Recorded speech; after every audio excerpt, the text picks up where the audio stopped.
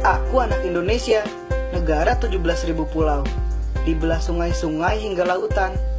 Aku lahir dan besar di dekat sungai, tepatnya di Sungai Ciliwung, salah satu dari 5 ribuan sungai di Indonesia.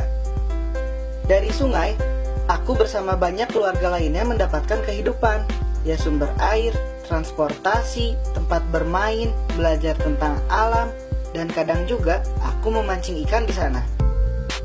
Namun, kehidupan kami seringkali terancam karena banjir. Kata guruku, banjir diakibatkan oleh volume air di suatu badan air, seperti sungai yang meluap atau menjebol bendungan, sehingga air keluar dari batasan alaminya. Lebih lanjut, mari kita pahami hubungan banjir dengan siklus air. Hujan merupakan salah satu bagian dari siklus air. Saat hujan turun, sebagian air akan diserap oleh tanah dan lainnya menuju hilir. Namun, karena minimnya daerah resapan air, terjadi penyumbatan pada aliran tersebut. Maka, air terperangkap di daratan, bahkan meluap dari badan air. Itulah yang kita kenal sebagai banjir. Kini, dampak pemanasan global pun membuat intensitas curah hujan menjadi lebih tinggi, ditambah dengan kita yang tidak menjaga lingkungan dengan baik, sehingga banjir semakin sering terjadi. Dan ternyata aku tidak sendirian.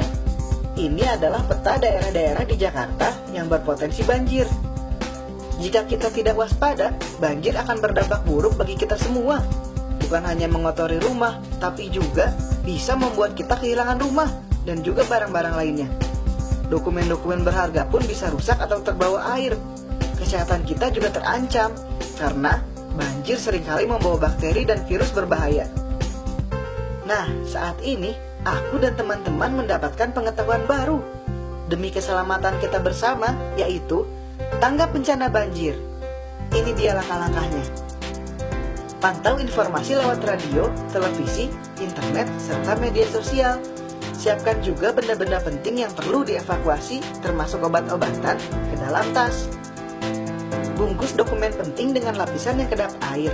Pindahkan barang-barang ke lantai atas rumah atau tempat yang paling aman. Rutin berkoordinasi dengan aparat setempat. Pastikan kita hafal jalur evakuasi ya. Matikan sumber listrik agar kita tidak tersengat listrik saat ada genangan air. Jangan juga menyentuh peralatan listrik saat basah atau berada di genangan air. Lalu, jangan segan untuk meninggalkan rumah segera bila ada instruksi untuk evakuasi. Jangan berjalan melewati air berarus kencang atau sungai. Arus air setinggi 15 cm saja dapat membuat kita terjatuh loh. Jangan menyetir kendaraan ke daerah banjir. Bila air mulai naik menggenangi mobil, tinggalkan segera. Waspadai binatang melata seperti ular, biawak, dan serangga yang masuk ke dalam rumah. Tutup lubang-lubang yang terbuka, karena binatang bisa bersarang di sana saat banjir surut. Namun, seperti kata pepatah, lebih baik mencegah daripada mengobati. Yuk kita perkecil potensi banjir. Bersihkan drainase, selokan, dan gorong-gorong sekitar tempat kita supaya aliran air lancar. Perbanyak daerah resapan di rumah atau lingkungan kita. Seharusnya setiap rumah maupun bangunan lainnya memiliki minimal 30% area terbuka hijau, supaya menjadi daerah resapan air. Tempatkan sampah pada tempatnya. Lebih baik lagi kalau kita kelola dari rumah, karena sampah yang menumpuk dapat menghambat aliran air. Penduduk Jakarta dapat membuat tumpukan sampah seluas 4 kali lapangan bola dalam 1 hari loh. Buat agenda rutin kegiatan kerja bakti di lingkungan sekitarmu. Yuk bangkitkan kepedulian kita agar keselamatan dan masa depan kita lebih terjamin. Sebarkan video ini ya melalui media sosial seperti Twitter, Facebook, blog, website, dan lainnya.